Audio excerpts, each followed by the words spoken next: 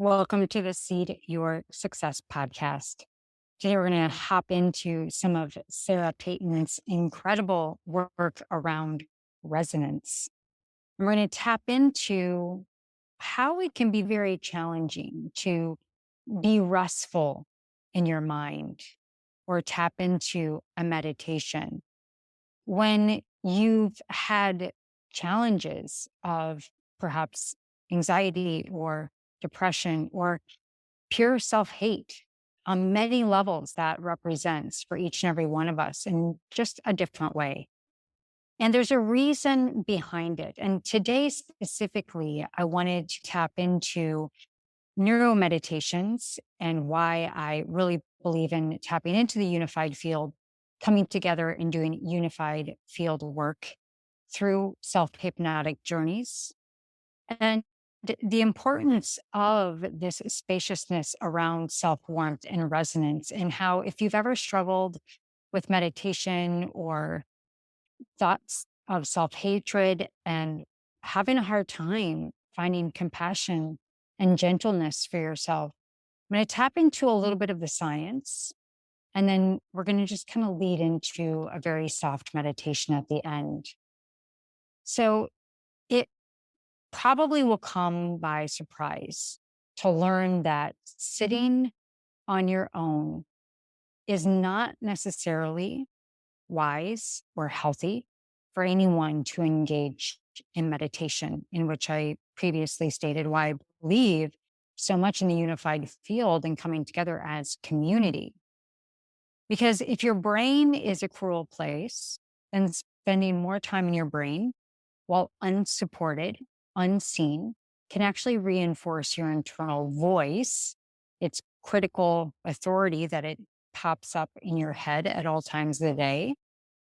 And from a very trauma informed perspective, and I don't like overusing words like that because it's all the hype, but it is so critical. And I've learned this over the years with one on one clinical hypnotherapy clients, as well as doing group work. That cruel inner voice can cause ourselves actually more harm. It turns up the anxiety. And we have this shame when we attempt to sit and be mindful, but it's unsupported and we're left with our own thoughts.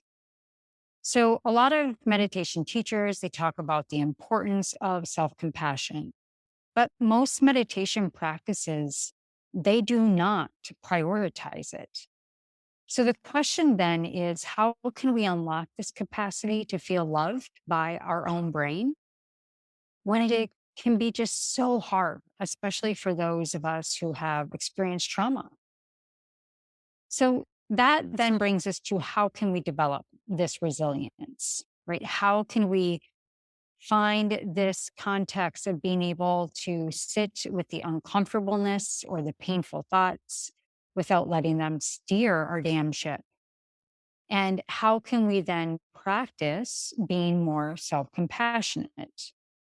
Also, another word that we see thrown around time and time again. So, try to unhinge from these cloaked words of sensationalism and really think about your own experience, having come face to face with your deepest fears and wounds.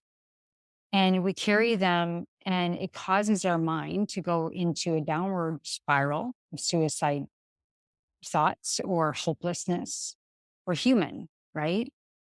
Or have you experienced perhaps another meditation teacher telling you that this discomfort is part of the process of taming your mind? Just go into neutral and push through or come back to the thought. And neutrality is often not an answer for those who really experienced any type of childhood trauma, any kind of neglect or cruelty, or this persistent misattunement and this emotional isolation. So I want you to think about your experience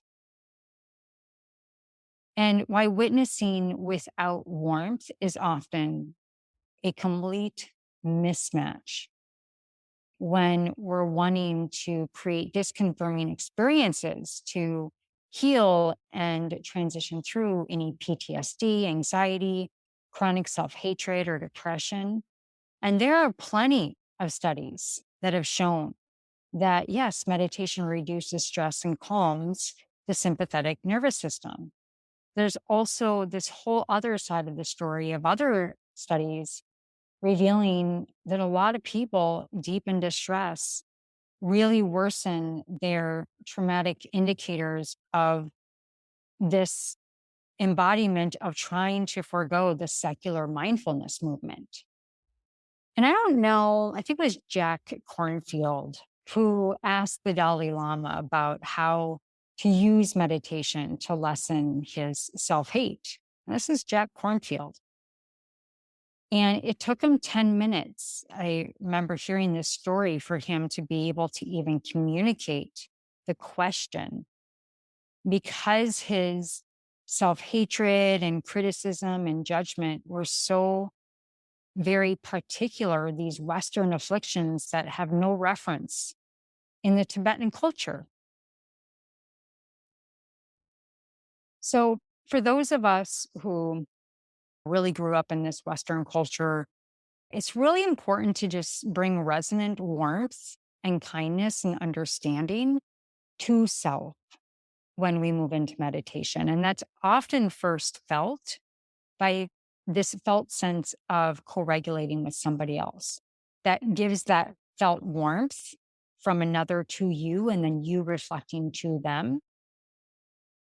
And just maybe tap into a time when you felt that. You felt extremely safe. And now really ponder on this Western secular self help jargon and see how distant that feels, how unauthentic that feels. And now come back into that feeling that you've had from somebody else. Now try and pursue that, giving that essence to yourself. Now, resonance, when we talk about neuroscience, it is an energetic frequency that strips away stagnancy in the etheric field. And with the support of resonance, we can really begin to take those curious guesses for ourselves about what's really going on underneath the surface and just bring them into any meditations in the future, but doing first and foremost, really sitting with that self warmth, giving yourself maybe 5 minutes of support every single day, listening to your breathing, which is life force energy, and just bringing that life force energy of warmth and resonance into your nervous system. And this is the very thing that actually patterns our brain. And when we repattern our brain for self warmth and understanding and non judgmentalism, then we can hear in our meditation, in our meditative space. And it's breathing through that resonance and bringing that warmth into your heart, and then just feeling the essence of that through osmosis around that huge egg of around the torus field of the body. That self warmth, my friends, is the very neuroscience that is actually happening. So, from that, again, trauma informed perspective, let's talk a little bit about the science and then we'll tap into a short meditation. But we really develop this resilience to sit in uncomfortableness or painfulness when we understand that everything starts with self compassion practice. Because healthy brains, they have this dynamic neural connections flowing between their amygdala and prefrontal cortex. So if you listen to a lot of my ADHD, I call us starseed children, but not everybody. We have this very high level of frequency. And oftentimes that can get caught in the default mode network, which is in the amygdala. And the amygdala is that limbic system, the center area of the brain in the back where we process our emotions, our fears, our excitement, daydreaming, anxiety. But when the amygdala gets activated, there's a strong neural connection in the prefrontal cortex, which allows the amygdala to be smoothed out and regulated, similar how a frightened child is really soothed by the warmth and understanding of a parent. And We've even seen a lot of research that these fMRI scans show us of all these different individuals who've experienced chronic trauma have less neural activity connecting to their amygdala and prefrontal cortex. I mean, there's a disconnect to being conscious in their life. They're back in a lot of the time when I explain this to clients as a new hypnotherapy client, they're back in the emotional brain, and there's no connectivity to being conscious in your life, understanding the difference between thoughts and emotions. And every single time we refresh a memory, we're really revivifying and creating stronger neural pathways. And we also are changing the story from the original story that it really was. So, if we have an unsupported, left alone in that region of the brain in the amygdala, that aloneness is terrifying for our amygdala. And so, to protect ourselves from this alarmed aloneness, our brains become lacerated. And if you hadn't done that, you wouldn't feel the way that you do. You don't trust yourself. It's not worth it. All of these negative, stinking thoughts, that default mode network is our internal consciousness. And the DMN becomes that critical and unkind voice because now you're really fully living in the amygdala, not up in the front in the brain, turning on all agency in your life, being able to disconnect from the emotion. So when we haven't developed that neural connection to the front facing, self regulative, self soothing, and self compassionate prefrontal cortex, this causes that internal voice, that demon, the cauldron of negativity and self hatred, and puts us back into our memory, emotion, and imagination. So we're catastrophizing. So, really understanding the neurobiology of how the mind works shows us this tangible path towards healing. And that brain neuroplastic, ever changing piece that we can work with, but it does start with resonance, frequency, and self warmth from your own internal engines, right? And then we can grow those new neurons every single day. The lack of connection between that amygdala and prefrontal cortex is not set in stone, and it starts to have this fluid shift of coming back into presence, being more conscious, and then going back into that creativity. It's very masculine to the front and feminine to the back. It's just this fluidity. So if you really look at the effect of AFECITV, which is neuroscience research, it all backs it up. And I've seen it happen over and over again with many years of healing practices, supporting clients, that with every experience of love and warmth and understanding, the connection between that prefrontal cortex and the amygdala is strengthened. And I see clients come back, and the vastness of the conversation that is stopped by themselves and they shift into forward agency, that fluidity I know is there. And as we shift and we make the approach of mindfulness now back into meditation, prioritizing warmth and this exquisite gentleness to ourselves, we can meditate in a way that allows for flourishing rather than withering away in our life force energy. So I want you to think through this practice of resonance, what that means for you, having co-regulation with others that brings safety to help you feel that safety, and then practicing bringing it to yourself, saying, I am safe. Understanding relational neuroscience, the power of it, that we can teach ourselves, that we make sense. And once we have sense, that we make sense, our nervous systems begin running again on oxygen instead of cortisol.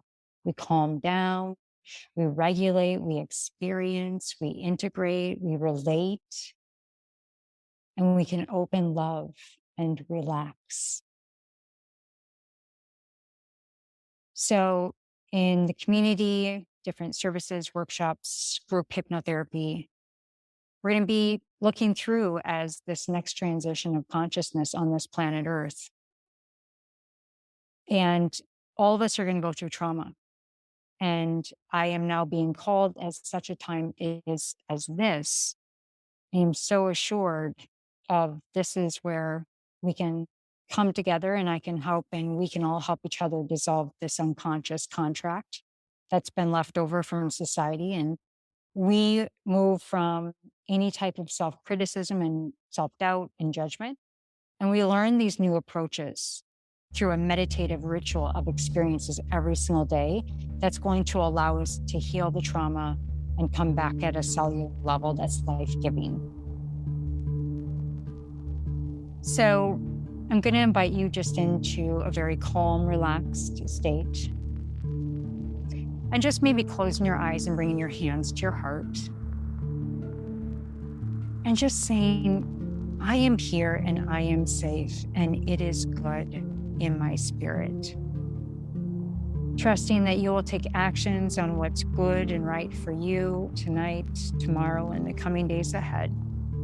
With this new sense of awareness, understanding the neurobiology of all the different parts of the brain that allows us to move into this yin and yang, masculine and feminine resonance that allows us to just move through life a little bit less rigid, but more about seeing and hearing and going through this sensory experience of attraction and contraction and expansion. And just being here with me now, moving into just a breathing space meditation of resonance. And just feeling any stressors from today. You can bring them back in later time, or you can just release them now and you don't need them anymore. You decide. And in your mind's eye, imagine an hourglass. The upper part contains everything you are experiencing, feeling, or are aware of at this moment in time. Anything that is causing you distress. And just go ahead and pull all of those together and pull them out of and see the visually in your head, coming out of the pineal gland. Just see your maybe beautiful hands pulling it out, pulling all that distress out of the mind and the body, feeling this awareness, the stillness of the moment. Hold all of these things in your awareness for about just a couple seconds. And just taking 3 breaths.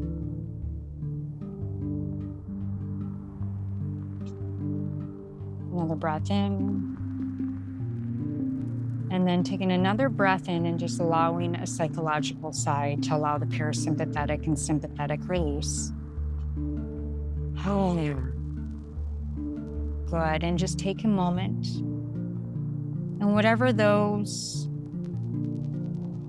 self-aware distresses are in that context over there, accept with all of your senses these aspects of the present moment, that this is simply the way things are right now, and we bring warmth and resonance into the field. And we send all of those things away with love as we picture this now narrow neck part of the hourglass, which symbolizes the point at which we just let go of all the thoughts as best we can that tags along all those memories in the superconscious field, and just focusing on that breath, seeing the narrowness of the hourglass neck, breathing in, and as you breathe out slowly, calmly, just releasing any of those thoughts and seeing them in your mind's eye just simply pass through the center narrow part of the hourglass, and they're just flowing down. And every ounce of them, you know that this is the time for you to release all of it. And you're seeing all of this calmness starting to enter into the field now, a new sense of it that you haven't felt in a long time. And as you see all of those distressing thoughts, feelings, memories, and emotions fluidly now coming to an end, coming all the way down to the bottom of this hourglass, you'll see 2 holes now just open at the bottom of this hourglass. And all of those energies are being released into the earth so that they can move into the transcendence of fully death and coming back into rebirth. And allowing all of that now to just close out through the bottom of the earth. Breathing in and out as these calm energies come in and pass us by. And feel now just the clarity of that hourglass. It's fully clear, both the top and the bottom. Serene, visualizing all the parts of the hourglass, seeing straight through it, the crystal clarity that you just got here tonight, through just simply allowing resonance, warmth to come in at the base, at the center of your strength, allowing you to release everything, just being aware of your feet, feeling your feet grounded on the earth. And now pulling in all life force energy up through your feet. Imagine those roots, growing roots that go deep into the ground, visualizing the strength of all of that energy that would come up through a tree and its bark and its fortitude of all these different stories of all the rings in a tree as a symbol of strength and fortitude and experience. And now that every single time you come into a ritual or resonance or meditation, you feel that self-compassion is the first thing that we turn into. And now as you feel stronger, maybe feeling strong like a mountain, just take that hourglass in your hand and it becomes tiny little hourglass. And you just stick that into your pocket, and you can bring that out in a metaphorical and metaphysical way anytime you need to just release any negative energy and bring that self-warmth and compassion to fill your cup back up. That you are the full source provider of your full life source energy. And it's very likely now that this short exercise will keep you feeling strong through the rest of the day, into your night, to deep sleep, and into your week ahead. And feeling totally different than what you did when we first started this podcast, understanding now the neurobiology, the understanding of resonance, the power of breath and resonance, and self-warmth when it's brought in, allowing all the old feelings of self-hate, criticism, judgment, just release. Those are just thoughts that you've thought over many times again that then turn into a belief, but they're false, they're not true.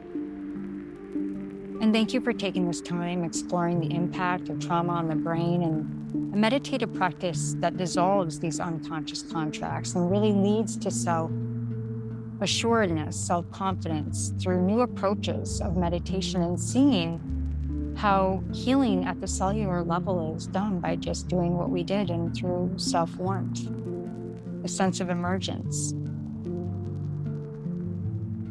And thank you for being here with me today and sharing light, understanding the power of resonant language to self and others. And I encourage you to be in more resonance in your warmth to others and your presence for yourself through the coming week and others. Always making sure that you have filled your cup fully. All my love, all my light, and we'll see you on the next episode.